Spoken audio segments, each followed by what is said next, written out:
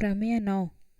एक समकोण त्रिभुज में कर्ण का वर्ग शेष दो भुजाओं के वर्गों के योगफल के बराबर होता है। एक त्रिभुज है, समकोण त्रिभुज है ना, उसमें एक कोण 90 डिग्री का होता है। ये त्रिभुज है, एक कोण इसमें, इस कोण में 90 डिग्री समकोण होगा समकोण त्रिभुज में, ठीक है। तो उस कोण के जस्ट सामने वाला भुजा कर्ण कहलाता है ना। कोण जिस पर बना हुआ है उसे लंब कहते हैं, और जिस ये वाला उसका आधार है ना, बेस कहलाता है। तो जब एक समकोण त्रिभुज का कर्ण का वर्ग अन्य दो भुजाओं मतलब लंब और आधार के वर्ग के योगफल के बराबर होता है, उसे ही हम पाइथागोरस प्रमेय कहते हैं, ठीक है। हमें एक समकोण त्रिभुज ABC दिया गया है। चित्र है एक समकोण त्रिभुज ABC जिसमें कोण B क्या है, समकोण है। हमें सिद्ध करना है कि AC मतलब इसके कर्ण का वर्ग अन्य दो भुजा AB और BC के वर्ग के योगफल के बराबर होगा, है ना। तो AC is equal to AB square plus BC square, हमें ये सिद्ध करना है। इस प्रमेय को सिद्ध करने के लिए रचना की आवश्यकता है, इसलिए अब हम त्रिभुज के शीर्ष B से AC भुजा पर लंब खींचेंगे। त्रिभुज के शीर्ष B से AC भुजा पर लंब खींचेंगे। इस लंब का नाम है BD, ठीक है। BD लंब खींचेंगे। अब त्रिभुज ADB जब लंब खिंचाया तब यह त्रिभुज दो त्रिभुजों में बढ़ गया। त्रिभुज कौन कौन से बना, ADB और CDB, दो त्रिभुज बने, पहला त्रिभुज और दूसरा त्रिभुज। तो हमें देखना है कि ये पहला त्रिभुज पूरे बड़े वाले त्रिभुज के, इससे पहले वाले प्रमेय में हमने देखा कि जो एक त्रिभुज लंब डालने के बाद जो पहला त्रिभुज बनता है वो बड़े वाले त्रिभुज के समरूप होता है। और फिर दूसरा कंडीशन निकाले थे हम कि ये जो दूसरा त्रिभुज है BDC ये भी बड़े वाले त्रिभुज ABC के समरूप होता है, और ये दोनों आपस में भी समरूप होते हैं। ये चीज़ हमने अब प्रमेय नंबर 8 में पढ़ा है, ठीक है। तो सब फिर से वही कंडीशन है कि ADB और ABC से छोटे वाले त्रिभुज पहले वाले और बड़े वाले त्रिभुज से हम कह सकते हैं कि ADB बराबर है ABC के, दोनों क्या है 90 डिग्री, है ना। कोण ADB बराबर है कोण ABC के, दोनों क्या है 90 अंश के हैं। इस वजह से अब कोण A बराबर है कोण A के, दोनों में ही कोण A क्या है, उभयनिष्ठ है। दोनों त्रिभुजों में ABC और ADB दोनों में ही कोण A आ रहा है, इस वजह से कोण A उभयनिष्ठ है। दो कोण जब बराबर हो गए, ये वाला कोण और ये वाला कोण छोटे और बड़े त्रिभुज में, और A है ना, तो हम कह सकते हैं कि दोनों त्रिभुज आपस में समरूप होंगे। त्रिभुज ABD समरूप है त्रिभुज ABD समरूप है, ADB समरूप है त्रिभुज ABC के, कोण समरूपता से दो कोण बराबर हो गए। तो अब जब दोनों त्रिभुज समरूप है तो दोनों की संगत भुजाएं क्या होंगी, समानुपाती होंगी। समानुपातिक भुजाएं क्या होंगी, बराबर होंगी, है ना, संगत भुजाएं। तो AD का संगत भुजा है AC। एक मिनट, पहले वाले त्रिभुज के लिए AD क्या है, आधार, है ना, और बड़े वाले त्रिभुज के लिए AB क्या है, आधार। तो आधार बटे आधार, ये वाला लंब हो गया, ये आधार और ये कर्ण बड़े त्रिभुज के लिए, ठीक है। कर्ण लंब आधार, और ये छोटे त्रिभुज के लिए ADB के लिए AD हो गया आधार, BD हो गया लंब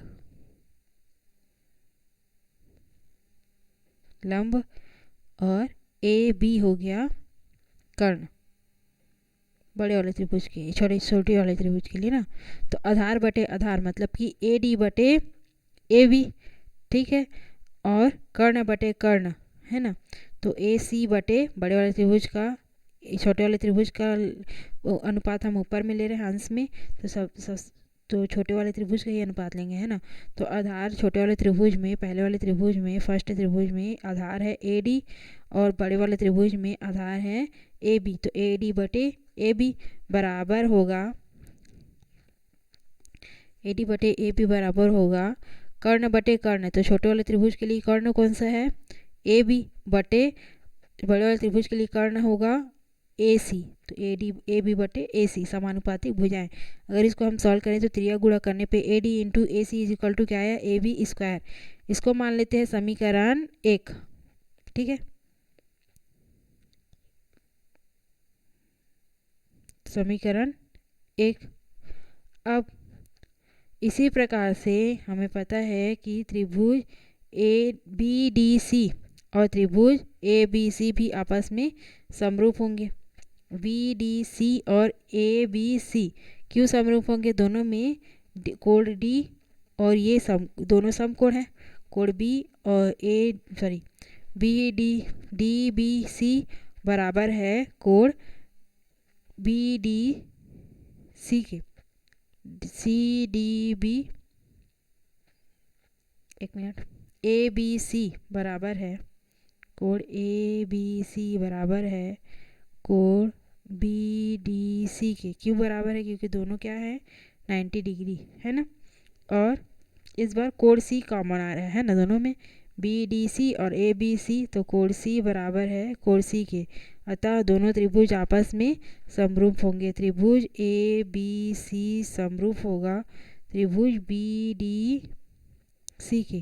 कहाँ से आया, कोण कोण समरूपता, कोण कोण समरूपता से। अब जब दोनों त्रिभुज समरूप है तो दोनों की समानुपातिक भुजाएं आपस में बराबर होंगी। तो दोनों की संगत भुजाएं कौन कौन सी हैं जो आपस में बराबर हैं। बड़े वाले त्रिभुज के लिए ए सी हो गया कर्ण,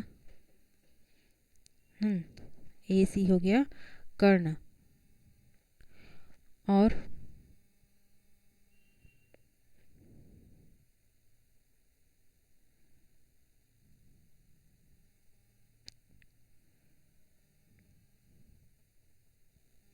बी सी आधार और ए बी लंब। इस वाले त्रिभुज में बी डी ई वाले त्रिभुज में डी सी हो गया कर्ण। क्यों हुआ, नहीं डी सी नहीं, बी सी है कर्ण, है ना। यहाँ पे कोण बन रहा है 90 डिग्री से, तो बी सी है कर्ण और ये हो जाएगा लंब, ठीक है। डी सी लंब हो जाएगा और ए बी डी हो जाएगा आधार, ठीक। तो C D upon B C, C D लंब बटे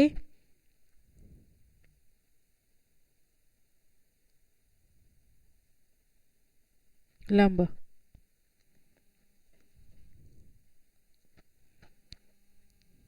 आधार लंब। ए बी सी के लिए ए बी है आधार, बी सी है लंब और ए सी है कर्ण, ठीक है। ए बी सी के लिए, और बी डी सी के लिए बी डी हो जाएगा लंब, बी डी हो जाएगा अब आधार और डी सी हो जाएगा लंब। क्यों होगा, क्योंकि ये कोण जिधर जा रहा है, कोण जहाँ पे बन रहा है ना, कोण सी यहाँ पे बन रहा है और यहाँ पे कोण ए बन रहा था, ठीक है। तो एक सेकेंड, ये कोण और ये कोण आपस में बराबर है, ये कोण और ये कोण आपस में बराबर है। तो पहले वाले त्रिभुज के लिए ये आधार था ए डी, अब वाले त्रिभुज के लिए ये आधार हो जाएगा, है ना। तो दूसरे वाले त्रिभुज में ये कोण बराबर है, तो संगत भुजा मतलब आधार और आधार आपस में बराबर होना चाहिए, है ना। तो इस वाले त्रिभुज में ये आधार हो जाएगा और ये लंब डी सी, ठीक है। तो C D upon C D लंब, है ना, बटे लंब, B C, C D upon B C, लंब बटे लंब, और कर्ण बटे कर्ण, तो बी सी अपॉन ए सी हो जाएगा। B C upon A C, B सी है कर्ण छोटे बड़े दूसरे वाले त्रिभुज के लिए, सेकंड त्रिभुज के लिए, और ए सी बड़े वाले त्रिभुज के लिए कर्ण। समानुपातिक भुजाएं मिल जाएंगी। C D upon B C is equal to B C upon A C. B C और बी सी स्क्वायर आ गया, सी डी इंटू ए सी, ये हो गया समीकरण 2। अब समीकरण 1 और 2 को जोड़ने पे हमें A B square plus B C square मिल जाएगा। इस पक्षों को जोड़े तो ठीक है, तो दोनों पक्षों को जोड़ने पे हमें क्या मिला, A D into A C plus C D into A C is equal to A B square plus B C square. अब यहाँ पर से क्या कॉमन निकल रहा है, ए सी और ए सी कॉमन है, ए सी यहाँ पे कॉमन निकल गया। बचा क्या, A D plus C D is equal to A B square plus B C square. अब A D plus C D क्या है, A D plus C D, यहाँ से लेकर यहाँ तक की दूरी, तो इज इक्वल टू हम लिख सकते हैं ए सी, है ना। A D plus C D को ए सी लिखा जा सकता है, A C into A C is equal to A C square, A C का वर्ग, ए सी 2 बार गुणा हुआ तो is equal to A B square plus A B C square, तो चल ही रहा है। क्या पाइथागोरस प्रमेय के विलोम को, अच्छा यही हमारा क्या है पाइथागोरस प्रमेय, इसी हमें लेके आना था कि कर्ण का वर्ग अन्य दो भुजाओं के वर्गों के योगफल के बराबर होता है। क्या पाइथागोरस प्रमेय के विलोम को भी सिद्ध किया जा सकता है। यदि किसी त्रिभुज की एक भुजा का वर्ग, एक भुजा का वर्ग अन्य दो भुजाओं के वर्गों के योगफल के बराबर हो तो भुजा का सम्मुख कोण समकोण होता है। इसे आप स्वयं सिद्ध कीजिए। इन प्रमेयों के आधार पर हम सवाल हल करते हैं। करके देखें, एक सीढ़ी किसी दीवार पर इस प्रकार टिकी हुई है कि निचला सिरा दीवार से 2.5 मीटर की दूरी पर है तथा इसका ऊपरी सिरा भूमि से 6 मीटर की ऊंचाई पर बनी एक खिड़की तक पहुंचता है। सीढ़ी की लंबाई क्या होगी। एक सीढ़ी किसी दीवार से, एक सीढ़ी है किसी दीवार से टिकी हुई है ना, ये दीवार है, इससे एक सीढ़ी टिकी हुई है। अब टिकी हुई है कि निचला सिरा, ये निचला सिरा 2.5 मीटर दूरी पर स्थित है। इस दीवार से 2.5 मीटर की दूरी पर स्थित है तथा इसका ऊपरी सिरा भूमि से 6 मीटर की ऊंचाई पर बनी एक खिड़की तक पहुंचता है। 6 मीटर की ऊंचाई पर बनी एक खिड़की पर पहुंचता है। सीढ़ी की लंबाई क्या होगी, ये वाला जो हाइट है वो हमें निकालना है ना। सीढ़ी की लंबाई क्या होगी, तो अगर इसको हम गौर से देखें तो ये दीवार बन गया लंब और दीवार से ये वाला जो हिस्सा बना है वो हो जाएगा 90 डिग्री, है ना। सीढ़ी का जो बेस रखा हुआ है वो और ये दीवार का बेस है ना, दोनों आपस में 90 डिग्री बना रहे हैं। तो ये जो हाइट जो हमें निकालना है वो हो जाएगा कर्ण, और ये हाइट जो दीवार की हाइट है लंब हो जाएगी, और सीढ़ी से लेकर दीवार तक की जो दूरी है, सीढ़ी के निचले हिस्से से दीवार तक की दूरी, उससे मान लेते हैं हम आधार। तो लंब का दिया हुआ है मान और आधार का मान दिया हुआ है कर्ण, और आराम से हम निकाल सकते हैं पाइथागोरस प्रमेय से। A C is equal to A B square plus A C B C square से, है ना। इसको मान लेते हैं ए बी सी, है ना।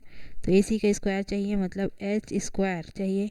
एच माने हैं हाइट को, तो सीढ़ी की हाइट को एच माने हैं, तो एच स्क्वायर। ए बी का स्क्वायर मीन्स 2.5 का स्क्वायर प्लस बी सी का स्क्वायर मीन्स 6 का स्क्वायर। 2.5 इंटू 2.5, 5 5 25 की 5 हासिल में आ गया 2 5 दूनी 10, 2 12, 2 5 6 10 का शून्य यहाँ से में आ गया 1, 2 दूनी 4 1 5, 5 2 6, 6.25 प्लस 6 छिक्का 36 H square is equal to 36 में 6.25 जोड़ने पे 5 2 6 6 12 के 2 हाथ से में 1 4 42.25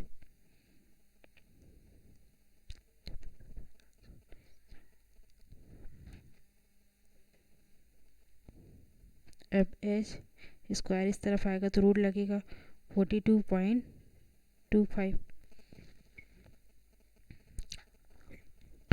और इसको इजीली सॉल्व करने का ये भी तरीका है कि इसको स्क्वायर को सॉल्व नहीं करके हम स्क्वायर को दूसरे पक्ष में ले जाएंगे तो स्क्वायर और रूट कैंसिल हो जाएगा, है ना। एच इज इक्वल टू लिखा जा सकता है 2.5 स्क्वायर प्लस 6 स्क्वायर, रूट लग जाएगा इस तरफ अगर स्क्वायर हटा तो, है ना। तो H is equal to A plus B, A square plus B square है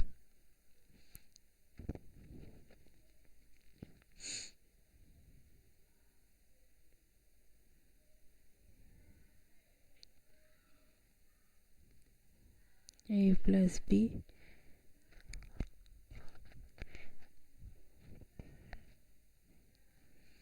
दोनों का होल स्क्वायर लिया जा सकता है। 2.5 प्लस 6 का होल स्क्वायर और रूट कैंसल, तो 6 7 8 8.5 H is equal to height कितना मिला 8.5 मीटर। सीढ़ी की हाइट क्या होगी, सीढ़ी की लंबाई 8.5 मीटर होगी। इस प्रकार से दिए गए प्रश्न से हम चित्र बना करके उसको पाइथागोरस प्रमेय की सहायता से हल कर सकते हैं। चित्र दिया हुआ है, क्या दिए हुए है, ए डी लंब है बी सी पर, ठीक है। एक चित्र है जो इसमें नहीं दिया हुआ है लेकिन इस प्रकार से चित्र है, त्रिभुज है ना, ए बी सी और ए डी लंब है बी सी पर। सीधे कीजिए कि A B square plus C D square is equal to B D square plus A C square. अब त्रिभुज ए डी सी में देखते हैं हमें सिद्ध करना है कि ए बी स्क्वायर मतलब ये वाला भुजा का वर्ग और सी डी स्क्वायर ये वाला भुजा का वर्ग बराबर है ना। तो ये वाले भुजा जो है ए बी का स्क्वायर वो कैसे मिलेगा हमें, जब बी डी ए या फिर ए डी बी में हम पाइथागोरस प्रमेय लगाएंगे तो ये बन जाएगा कर्ण, है ना। तो कर्ण के स्क्वायर वाला सूत्र से हम क्या ला सकते हैं, इस वाले त्रिभुज में ए बी स्क्वायर पा सकते हैं। उसी प्रकार से ए सी स्क्वायर चाहिए इस वाले त्रिभुज में ए डी सी में, है ना। तो ये हो जाएगा इसके लिए कर्ण, क्योंकि ये समकोण बना रहे हैं, यहाँ पर लंब है तो ए डी लंब है, इस वजह से बी सी पर लंब है, इस वजह से यहाँ पे 90 डिग्री बनेगा। जब ये कोई भी त्रिभुज की एक भुजा पे शीर्ष से लंब डाला जाता है तब वह दोनों पक्षों में 90 डिग्री का कोण बनाता है। जब 90 डिग्री बनाया तो इसके जस्ट सामने का हो गया कर्ण, है ना। तो ए सी का स्क्वायर चाहिए, मतलब कि हमें कर्ण का वर्ग चाहिए और कर्ण का वर्ग पाइथागोरस प्रमेय में आता है ना। तो दोनों त्रिभुज में अलग अलग से हम पाइथागोरस का प्रमेय लगाएंगे। ए डी सी में हम पता है कि ए C square is equal to क्या हो जाएगा, डी सी का स्क्वायर प्लस सी डी का ए डी का स्क्वायर प्लस सी डी का स्क्वायर पाइथागोरस प्रमेय से। उसी प्रकार से ए डी बी में ए बी का square is equal to A D का स्क्वायर प्लस बी डी का स्क्वायर, समीकरण 2। अब हमें A B square plus B और इधर साइड ए सी स्क्वायर चाहिए, तो दोनों समीकरण में क्या करेंगे, समीकरण 1 से 2 को या फिर 2 से 1 को घटा देंगे, है ना।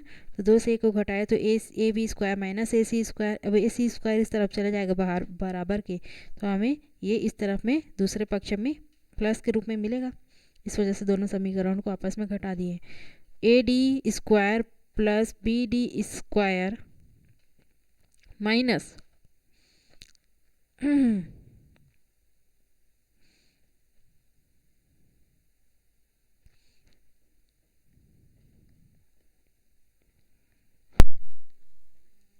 ए B square minus A C square is equal to, इससे इसको घटाए, इससे इसको घटाएंगे, है ना। तो A D square plus B D square minus A D square minus plus, है ना, सी डी स्क्वायर ब्रैकेट में लगाए तो ब्रैकेट ओपन होगा तो क्या आएगा, A D square plus B D square minus A D square minus C D square, A D square कटा, बचा क्या, A B square minus A C square is equal to B D square minus C D square, यही बचा। अब हमें चाहिए क्या, A B square plus C D square, तो सी डी स्क्वायर को इस तरफ ले आते हैं और B D square plus A C square, तो ए सी स्क्वायर को इस तरफ ले आते हैं, सी डी इधर आएगा तो प्लस हो जाएगा, ए सी इधर जाएगा तो ये भी प्लस हो जाएगा, है ना। तो A B square plus C D square is equal to B D square plus A C square आ गया, यही सिद्ध करना था, हैंस प्रूव्ड, यही हमें सिद्ध करना था, ठीक है। इसके बाद उदाहरण 7 दिया हुआ है। उदाहरण 7 एक इम्पोर्टेंट क्वेश्चन है, उसके बाद सीधा प्रश्नावली 5 जो इस अध्याय का अंतिम प्रश्नावली है, इसको नेक्स्ट वीडियो में देखेंगे।